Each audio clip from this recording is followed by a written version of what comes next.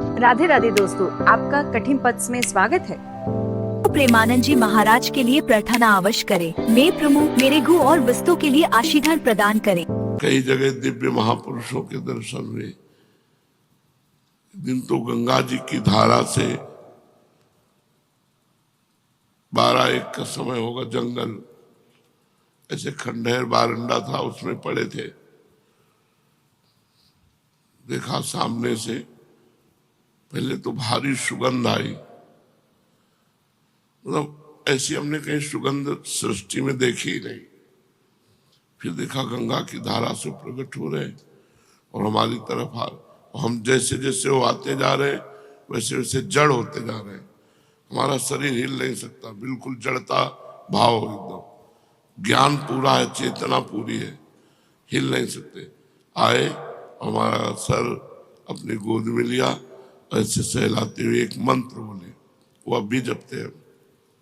थोड़े समय वो अब भी जपते हैं, क्योंकि महापुरुष का दिया हुआ, किसी लाभ से नहीं, पर भगवान ही तो उस महापुरुष के रूप में आए और उन्होंने दिया।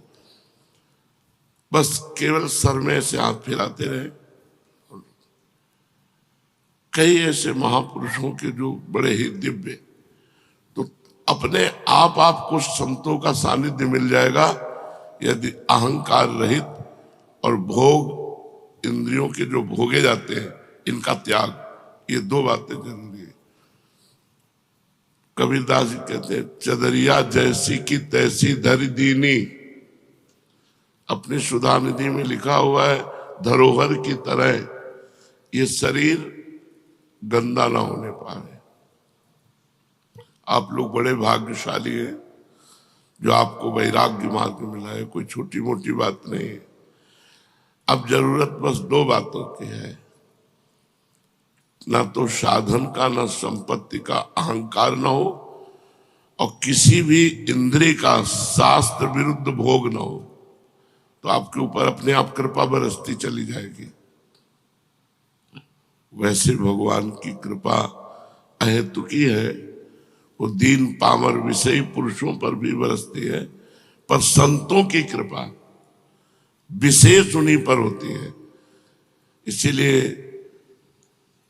एक जगह और भागवत में लिखा हुआ है कि जो धन संपत्ति रहित दरिद्र है उस पर महापुरुषों की विशेष कृपा होती है। इसलिए भगवान ये अहंकार नष्ट कर देते हैं। हमारा कुछ है तो जब पता लगाए अंदर, तो इष्ट गुरु के सिवा कुछ नहीं हमारे पास, भगवान के सिवा कुछ नहीं, प्रियालाल के सिवा कुछ नहीं, तब विशेष कृपा प्राप्त होती है। महत्संगस्तु दुर्लभो अगम्यो अमोघश्च। निश्चित भगवत प्राप्ति हो जाएगी। दर्शन मात्र से, श्रवण मात्र से, स्पर्श मात्र से, संकल्प मात्र से कई तरह से महापुरुष भगवत प्राप्ति कराते हैं। दर्शन मात्र, एक बार दर्शन जैसे भगवान का हुआ, मायामल का नाश हो गया। एक बार आत्म साक्षात्कार का जो भाव लिए हुए महापुरुष हैं, एक बार उनका दर्शन हुआ, अब हमारे मायामल का नाश। अब धीरे धीरे हमारी उन्नति आध्यात्मिक शुरू हो जाएगी। 2 बातें यदि हम ध्यान रखें कि अपनी इंद्रियों को गलत भोगों में न जाने दें और किसी साधन का अहंकार न करें, तो बहुत जल्दी हम पर अव्यक्त महापुरुषों की कृपा होती है। भगवान का साक्षात्कार होने के पहले भगवत प्राप्त महापुरुषों का दर्शन होता है। मतलब कई ऐसे महापुरुष जिनका साक्षात्कार हुआ। 35-40 वर्ष पहले गुरु नानक साहब का गंगा के किनारे हुआ, श्री चंद जी का दर्शन हुआ, निम्बारकाचार्य भगवान का दर्शन हुआ। महाप्रभु ने तो दर्शन दे के ही हमें घसीटा, यहां से लेकर के जुगल घाट तक, कृष्ण कृपा धाम से लेकर जुगल घाट तक केवल महाप्रभु ही नेत्रों में छाए रहे। जब तक महापुरुषों का सानिध्य नहीं मिलता तब तक भगवत दर्शन का रास्ता नहीं मिलता, वही रास्ता देते हैं। तो हमें भोगों से रहित रहना है। जितने से प्राण पोषण हो जाए उतना भोजन, जितने में जीवन चल जाए उतनी नींद, नहीं, अधिक से अधिक भगवान का नाम जप, तो विशेष विशेष महापुरुषों का सानिध्य मिलेगा जो भगवदानंद से भी बढ़कर है।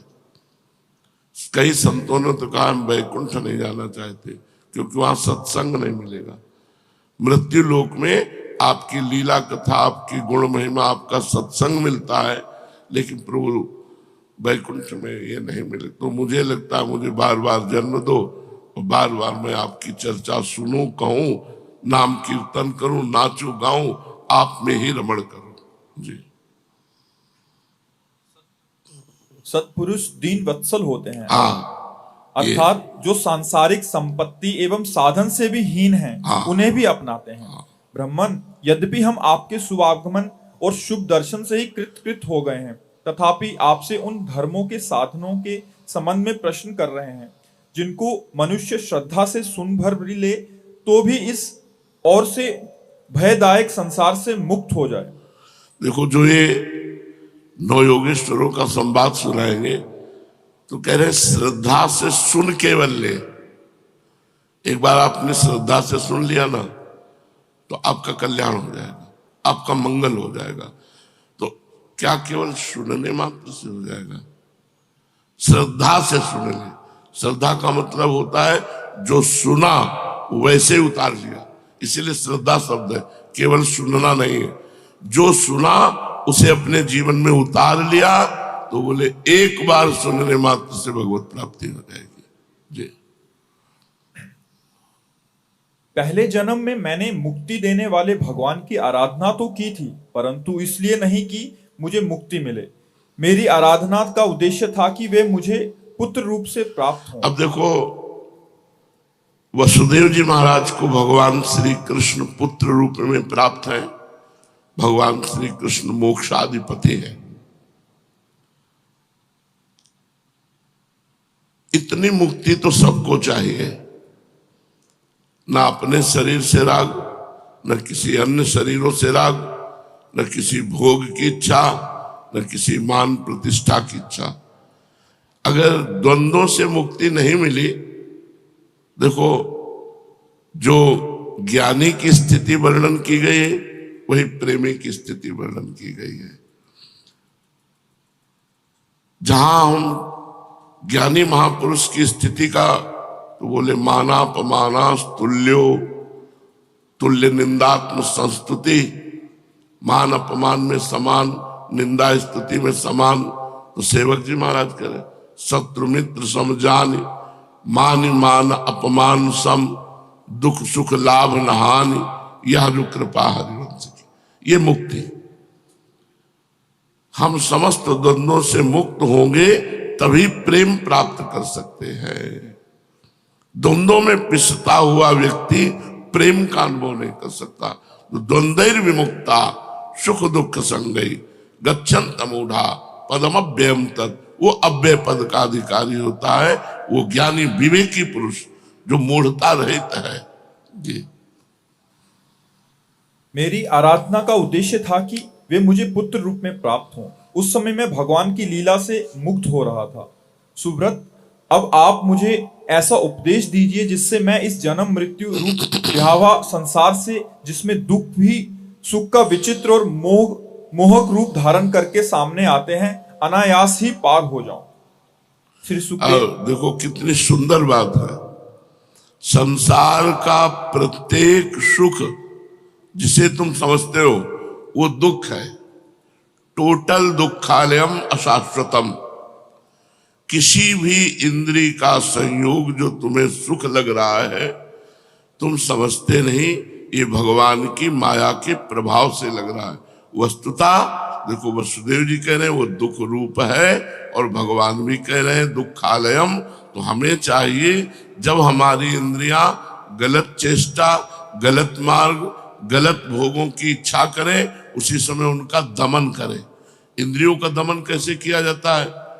नाम जब चल रहा है और बार बार वो हमारे अंदर इच्छा प्रकट हो रही, उस इच्छा को बार बार हटा रहा है। नाम जब चल रहा, माना ही नहीं अंत तक उस इच्छा को, तो वो इच्छा नष्ट हो जाएगी। वो 10 बार 100 बार मन पेश करेगा, हमें मानना ही नहीं। एक बार की बात कैकेयी जी ने हटा दी। मंथरा से कहा अगर दोबारा बोली तो तुम्हारी जबान काट लूंगी। जैसे दोनों आंखें व्यक्ति को प्रिय होती है, ऐसे मुझे भरत और राम प्रिय है। लेकिन जब दोबारा बोली तो कैकेयी जी काट नहीं पाई और उस बात को स्वीकार कर लिया। ये मन मंथरा की तरह सलाह देता रहेगा, आपको प्रपंच में फंसाता रहेगा। आपको काटना होगा भजन बल से। अगर आपका भजन नहीं चल रहा तो जो चल रहा है उसी का मनन हो रहा है, वो सब गंदा हो रहा है। आपको भगवदानंद का अनुभव नहीं हो रहा, उसका कारण है मन का विषयों का स्फुरण। जब तक ये बंद नहीं होगा, स्फुरण भी नहीं होता। ऐसा नहीं होता कि मन भूत भविष्य का चिंतन कर रहा है या भोगों का स्फुरण, कुछ नहीं, शांत जो चला रहे हो वही चल रहा है। पर ये आज थोड़ी चलेगा। अभ्यास योग युक्तेन चेतसा नान्यगामिना, जब हम बहुत अभ्यास करेंगे तब हमारे अंदर ये स्थिति आएगी कि शांत एकदम, बोलने का इच्छा नहीं, खाने की इच्छा नहीं, सोने की इच्छा नहीं, मिलने की इच्छा का नाश ही मोक्ष है, इच्छा ही बंधन है। सकल कामनाहीन जे राम भगति रसलीन, जाहि न चाही कबों कछु, चाहना ही इच्छा ही यही बंधन है, यही भगवद विमुखता है। उत्तम बात है इच्छाओं का भगवान के चरणों में समर्पण कर देना। और कर पावे न कर पावे, आप तो वृंदावनवासी, विरक्त मार्ग भगवत उपासी, चाहे भले गृहस्थ हो, लेकिन यहाँ सब विरक्त है क्योंकि सब प्रियालाल के लिए आए हुए हैं। जी सुब्रत, अब आप मुझे ऐसा उपदेश दीजिए जिससे मैं इस जन्म मृत्यु रूप भयावह संसार से, जिसमें दुख भी सुख का विचित्र और मोहक रूप से धारण करके सामने आते हैं, अनायास ही पार हो जाऊं। श्री सुखदेव जी कहते हैं, राजन, बुद्धिमान वसुदेव जी ने भगवान के स्वरूप और गुण आदि के श्रवण के अभिप्राय से ही ये प्रश्न किया था। देवऋषि नारद उनका प्रश्न सुनकर भगवान के अचिंत्य अनंत कल्याणमय गुणों के स्मरण में तन्मय हो गए और प्रेम एवं आनंद में भरकर वसुदेव जी से बोले।